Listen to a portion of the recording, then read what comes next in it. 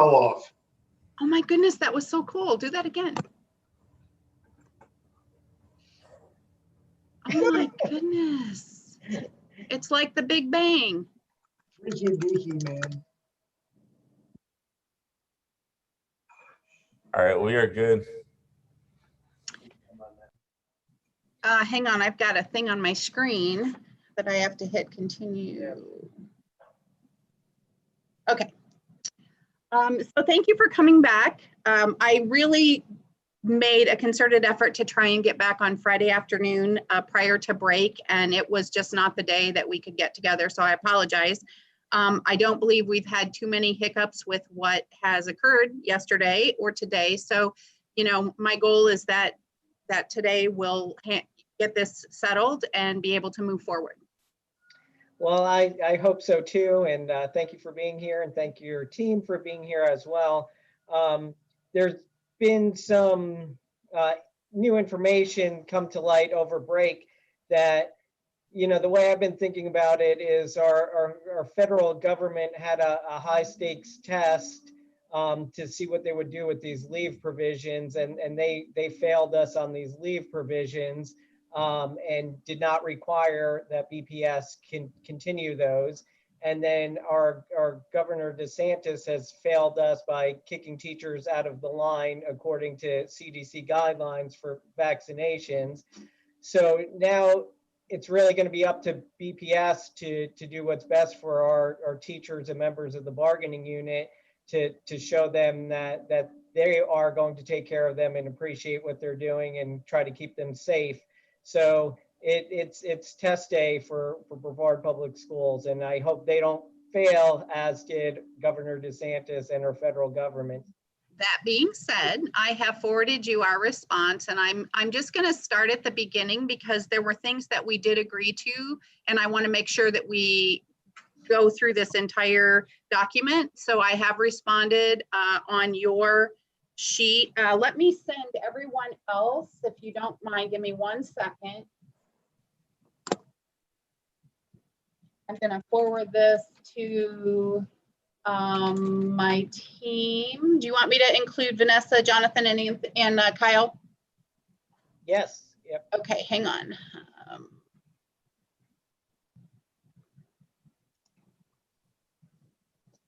I just want to make sure I'm not sending it to somebody. You know how other names pop up? And Rick, you have yours, right? Yeah, but if you want to include me on that electronic, that'd be great. Jonathan, why is your name not popping up on my list? Hang on 1 second. Because he changed it to Kyle. There you go. And Rick.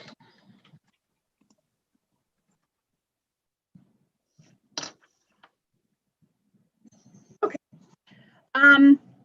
So to start, on page 1, leave provisions, BPS is offering to keep those in effect through June 30th of 2021 as written.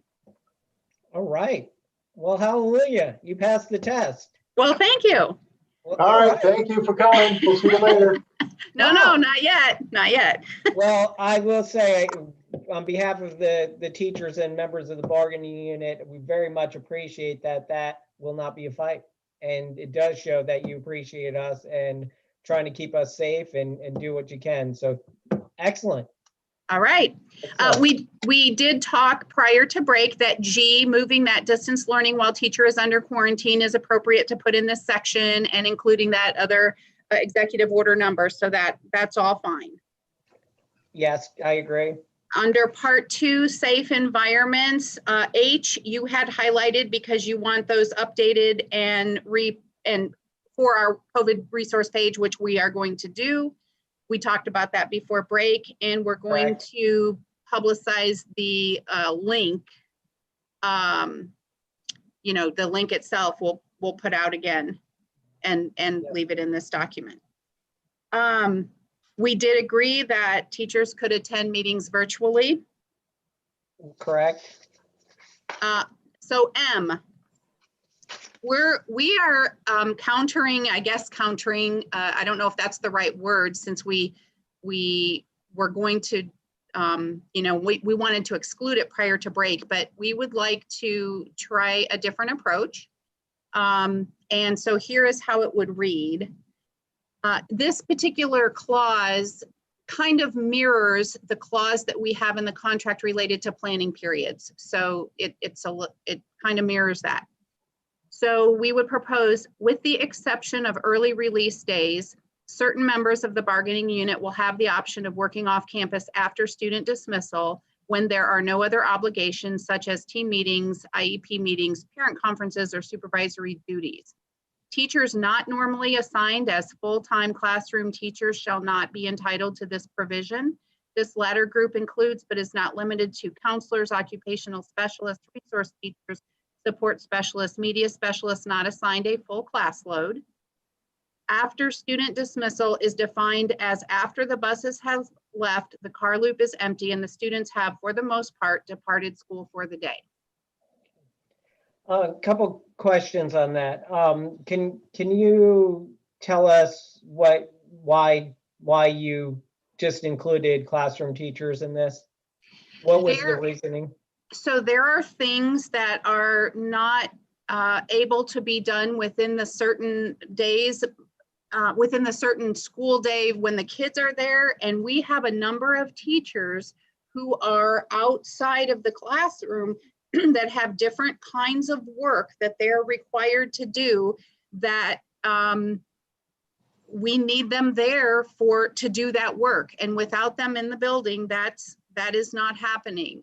Much of our stuff within our ESE world, our resource teacher world, and I know that through conversation over this particular clause over the last month or so, the intent was, it's my understanding and my belief that the intent for this particular clause was those teachers who had full loads of kids throughout the day and, you know, it had their responsibilities done at the end of the day for them to leave early. I don't believe it was anyone's intent for that to mean every member of the bargaining unit. I don't even believe it might have been your intent for every member of the bargaining unit being able to opt into this provision. So as this is written, is there anything that would preclude a principal from allowing, let's say, a school counselor to leave? I mean, could they work something out with their principal still? They could, and keep in mind it's principal and any other sort of supervisor across the district, because not all of our non-classroom teachers work at the building level, the building site. Mm-hmm. So just to be clear, they could still say, you know, work with Ms. Trine or Ms. Roberts and make an arrangement to leave early, although it wouldn't be guaranteed to them? Yes. Okay. All right. Well, let me discuss that with the team. And does anybody on the team have any questions about that? I do. Just because this is something that I hear from these classifications of employees. A lot of these employees are used for supervisory duties like lunch duty, morning duty, afternoon duty. And so all of the duty they're being asked to do during the day takes away their time to do their jobs. And so I've heard from some of these people that say they actually get more work done at home when nobody's around to bug them, or they're getting less work done during the time they have to do it because they're being pulled to do duty rather than to, you know, be in their classroom. So that's just some concerns that I've heard from these groups of employees who already don't have the planning time that's spelled out for them in the contract. So that's just. I think I would offer Mira and Rachel an opportunity to respond as well, but it's my understanding that duties, for the most part, are at least at the elementary, are more your specialist teachers that are considered the full-time classroom teachers, and not people like your Title I or coaches, they're doing other sorts of responsibilities, not necessarily lunch duties. But Rachel, Mira, do you have any thoughts about that? Well, I just think that we're talking about safety and COVID and not something that to me would be more of a overall bargaining thing that we're talking. What I hear you saying, Vanessa, is about planning and duties and supervisory. And I thought the exit at the end of the day was coming from the bargaining unit from a place of concern around health and safety. So isn't that why the classroom teachers wasn't the intent to get them out so that they can get the rooms deep cleaned? And that's what I remember when we were going through the MOA the first time. Yeah, no, that was the intent, to get everybody out of the building, because we know this is an airborne virus, so it's using our air circulation systems as well. And like I said, I only brought that other part into it because aside from this, I've had frustration expressed to me by our occupational therapists, by our counselors, by our social workers, that they are pulled, and maybe it doesn't happen at these two schools, but they are pulled at other schools to do so much duty that they're actually appreciating being able to get work done when they're not at school. So that's why I brought this into the conversation. But the idea was to get everybody out for a more quick and efficient cleaning process. And I just want to remind, we have a lot of teachers that don't work at the building site, and that's problematic as well, because they are taking use of this provision, and it's for different reasons. I mean, not for the site cleaning and safety and those issues, but that's why we're trying to come to some agreement as to, Dr. Green, just to help us out when we discuss this, can you explain how it's being used at I guess, school sites, or like, what's it look like right now when they currently use it? Teachers are leaving. So at what time? I mean, they don't have students. So if they're an elementary based school service person, they're leaving when kids are dismissed from the elementary, at that time. And if they're a secondary based service teacher, they're leaving at when the secondary dismissal is. So like, as a service-based teacher, like, what are we talking about? Help me out. Resource teachers. Okay, so District resource teachers, so district support specialists. A resource teacher at ESF right now, for instance, that supports elementary students, is leaving every day at 2:30? Yes. 5? Not all, not clearly not all, but they're using this provision in the MOA. And I don't believe when we discussed this at the very beginning that was the intent of this provision. Dr. Green, another question. When you say resource teachers in this language, are you talking about ESF resource teachers or school-based resource teachers as well? I'm talking about any resource teacher that would not have a full complement of students throughout the day. Are resource teachers or people based at the district, are they going into schools yet? I don't have an answer to that, but I don't have an answer to that. I can't speak to that. Okay. Mira, Rachel, are any of our resource teachers from the district level going into our schools? Not to mine. I think our district mentor teachers are going into schools. Yeah, mentor teachers are, Yeah, that's correct. Yeah. All right, well, we'll discuss that if you want to keep going. Okay, all right. Number 4, district-wide closure. We did agree to that change, that title change. On page 5, we're still in section 4, district-wide closures. We had some discussions about K, whether it would be, we had it as may be subject to discipline. We talked before the break, you wanted it will, and we said no, we wanted to stick with may. Clearly understood your rationale, and we'll make sure that principals understand that they need to get with the teachers for, if it's about a video prior to instilling discipline. We did add a number 2 in there. We agreed that we would have principal or designee will Can't read my Yeah, I handwriting. remember that. I don't know why it's not Principal or listed. designee will conference with teacher prior to Yes, issuing correct. corrective. Okay, You are so correct. we're going to keep the may Yep. and add that in. Yep. Absolutely. And then, we did agree to that title change, district-wide close, or, at the end of all applicable. Yes. Yeah, okay.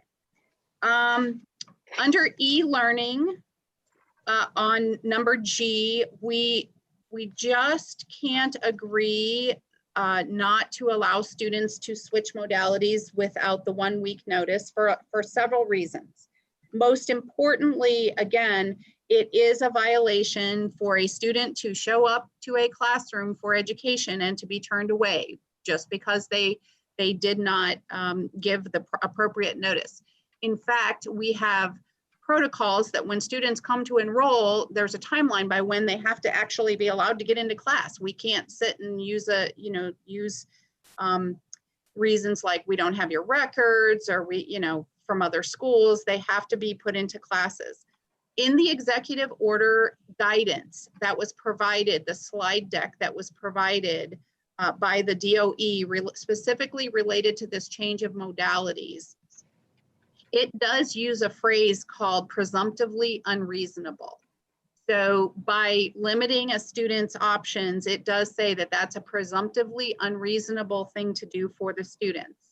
However, that being said, the district commits to push very hard to parents related to the modality of the student and to firm up the, I can't remember how you all phrased it, but some reasons why students are going back and forth. And as you know, related to students' achievement, if they're in a lower tier of achievement, the district has to do everything they can to get them back into a face-to-face environment if they're not succeeding. And the letters that have been developed for parents by which they have to either accept coming back face-to-face or sign off that they're not going to come back face-to-face are pretty strong. And of course, meet the DOE's requirements, but we do commit that we will, be very, I don't want to say forceful. You can't force anybody into a modality, but we will, commit to doing all we can for parents to stop the back and forth. So I don't agree with your interpretation of what this executive order says. I'm looking at the executive order right now, and it says restricting when changes can be made to a certain time of semester or requiring more than a week's notice prior to changing a student's learning modality are presumptively unreasonable. So the language that we proposed is perfectly in line with the executive order.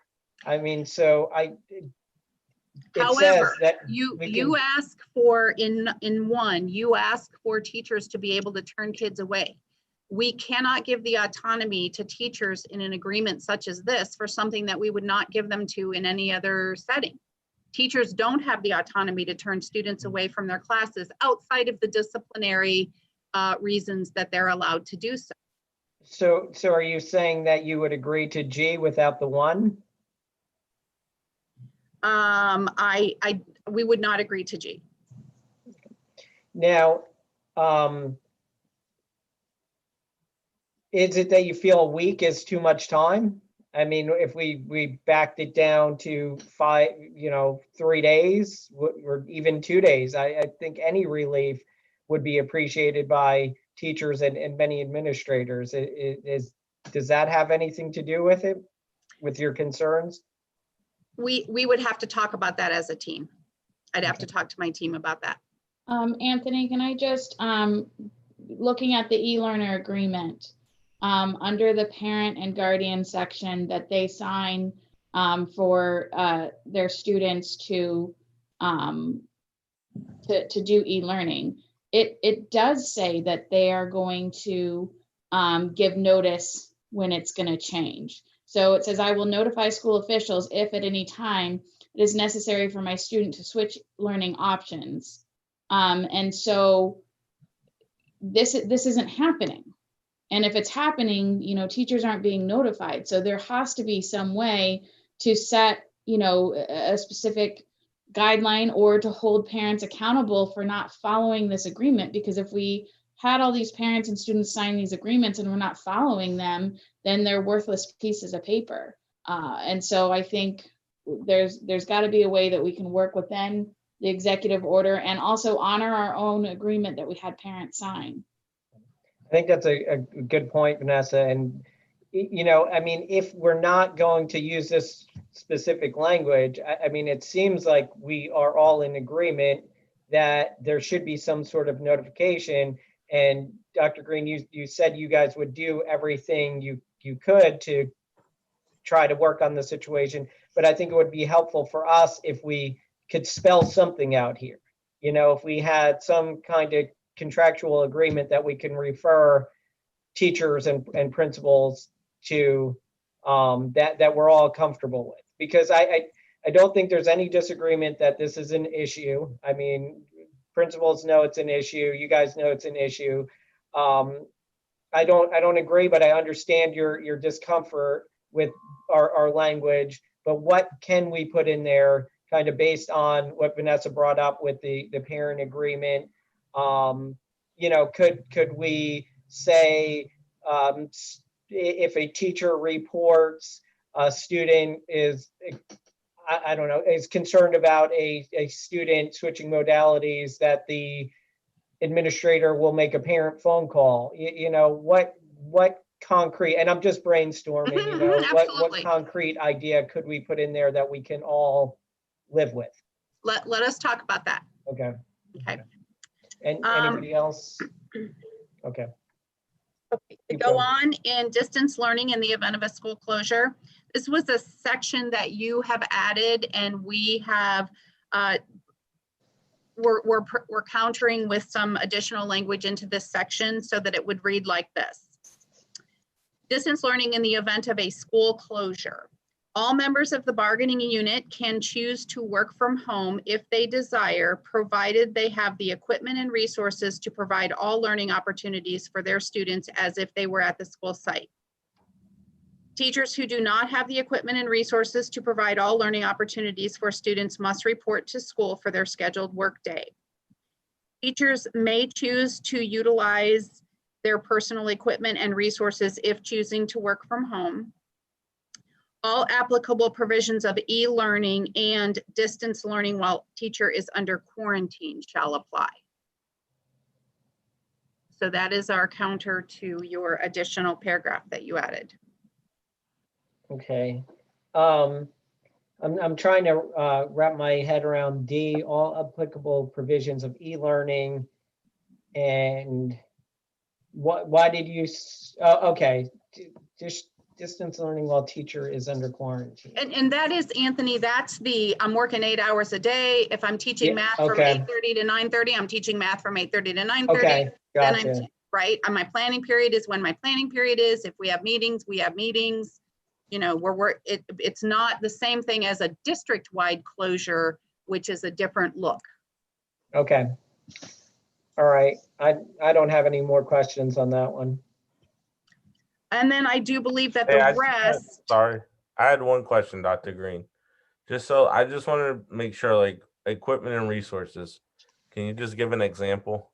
So like their device and, the curriculum and whatever they need in order to provide that full educational service for a day to the students. I know one of the things that we have said and we've committed to is teachers are not required to use their own personal equipment. This gives them the option to, if they don't want to go into the building and they don't have the school-based equipment. But if they still don't want to use their equipment and they don't have the school-based equipment, they would have to go to school to do the teaching. Okay. And the rest of it, we struck the retirement the retirement clause from earlier, And then we would agree to the end of the 2021 school year for this extension. Okay. All right. So can we go into our breakout rooms to caucus? And are you guys going to take a stab at trying to rewrite the proposal for G about switching modalities, or should we? Or we can work on that. okay, because we're all right. So my team, I'm going to try and conference call us in, if I remember how to do that, rather than trying to get back online in a different format. So I'll call you all on your extension. All right. Anthony, text whenever you're